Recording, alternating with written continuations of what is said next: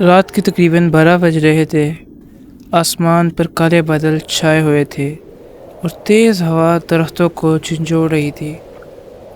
پاکستان کے ایک دور دراز گاؤں کے قریب ایک پرانا فارم ہاؤس موجود تھا جسے لوگ ویران فارم ہاؤس کہتے تھے۔ گاؤں والے دعویٰ کرتے تھے کہ جو شخص رات کے وقت وہاں جاتا ہے وہ کبھی پہلے جیسا واپس نہیں آتا۔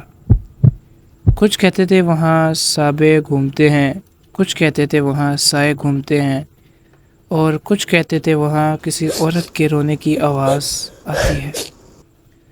اور کچھ لوگوں کا کہنا تھا کہ فارم ہاؤس میں ایک ایسی چیز رہتی ہے جو انسان نہیں ہے، لیکن ایک شخص ان سب باتوں پر یقین نہیں کرتا تھا۔ اس کا نام حمزہ تھا۔ حمزہ ایک بلاگر تھا۔ اسے پرسار جگہوں پر جا کر ویڈیو بنانا پسند تھا۔ جب اس نے ویران فارم ہاؤس کی کہانیاں سنی تو اس نے فیصلہ کیا کہ وہ وہاں جا کر سچائی معلوم کرے گا۔ اس رات وہ اپنا کیمرہ، ٹارچ اور موبائل لے کر فارم ہاؤس کی طرف روانہ ہو گیا۔ جیسے جیسے وہ قریب پہنچ رہا تھا، موسم خراب ہوتا جا رہا تھا۔ ہوا تیز تھی، ہر طرف عجیب سی خاموشی تھی، صرف درختوں کی سرسراہٹ سنائی دے رہی تھی۔ حمزہ نے زنگ آلود گیٹ دھکا دے کر کھولا۔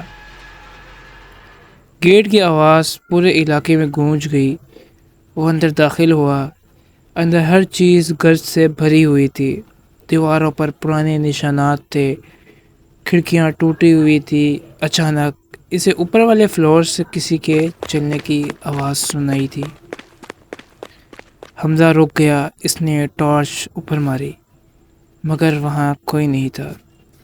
اس نے خود کو سمجھایا شاید لکڑی کی آواز ہوگی، لیکن حقیقت اس سے کہیں زیادہ خوفناک تھی۔ حمزہ ایک کمرے میں داخل ہوا۔ کمرہ تقریباً خالی تھا، صرف ایک پرانی کرسی رکھی ہوئی تھی۔ اس نے کیمرہ کرسی کی طرف کیا اور اگلے ہی لمحے اس کا رنگ اڑ گیا۔ کرسی آہستہ آہستہ خود بخود ہل رہی تھی، حالانکہ کمرے میں ہوا بھی نہیں تھی۔ حمزہ کے ہاتھ کانپنے لگے۔ اس نے فوراً کیمرہ بند کیا، مگر جب دوبارہ دیکھا تو کرسی بالکل ساکت تھی، جیسے کچھ ہوا ہی نہ ہو۔ حمزہ ہمت کر کے اوپر گیا۔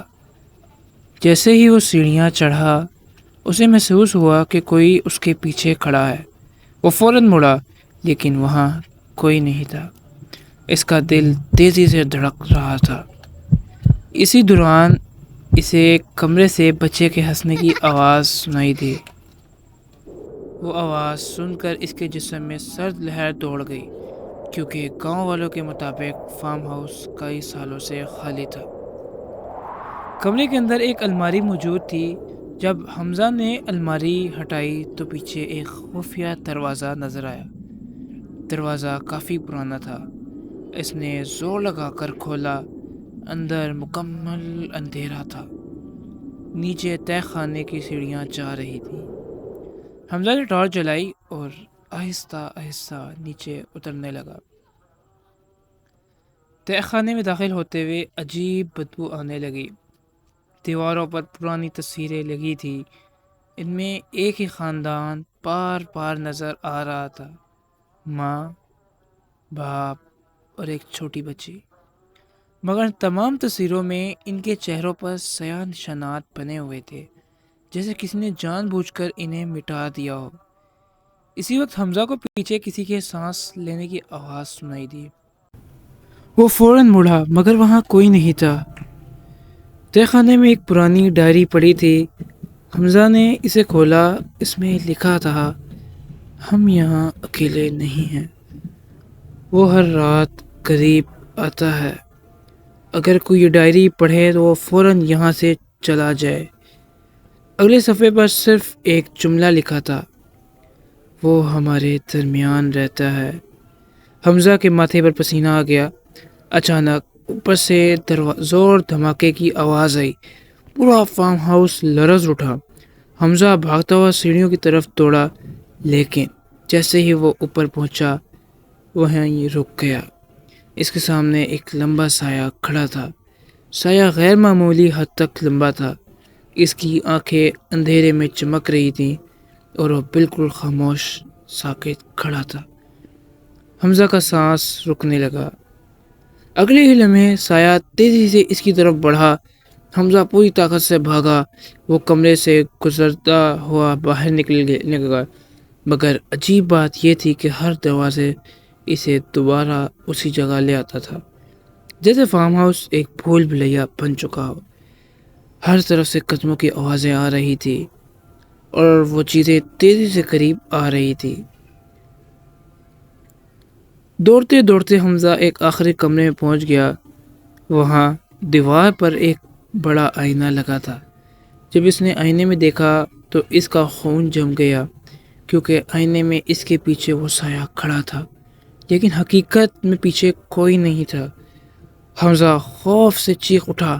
اچانک پورا فارم ہاؤس کی لائٹس جل گئی، حالانکہ وہاں برسوں سے بجلی نہیں تھی۔ ہر طرف بچوں کے ہنسنے کی آوازیں گونجنے لگیں، دیواروں پر سائے حرکت کرنے لگے اور پھر سب کچھ خاموش ہو گیا، مکمل خاموشی۔ حمزہ نے آہستہ سے پیچھے مڑ کر دیکھا۔ سایہ ابھی اس کے بالکل سامنے کھڑا تھا، صرف چند قدم کے فاصلے پر۔ اگلی صبح گاؤں والوں نے فارم ہاؤس کے باہر حمزہ کا کیمرہ پایا۔ کیمرہ آن تھا۔ ویڈیو کے آخر چند سیکنڈ میں صرف حمزہ کی چیخیں سنائی دیتی ہیں، پھر اسکرین مکمل سیاہ ہو جاتی ہے اور آخر میں ایک عجیب سی سرگوشی سنائی دیتی ہے، اب تم بھی یہیں رہو گے۔ حمزہ آج تک لاپتہ ہے اور گاؤں والے کہتے ہیں کہ کچھ راتوں میں فارم ہاؤس کی ٹوٹی ہوئی کھڑکیوں سے ایک نوجوان کی آواز سنائی دیتی ہے، جو مدد کے لیے پکار رہا ہوتا ہے۔ ختم یا شاید ابھی نہیں۔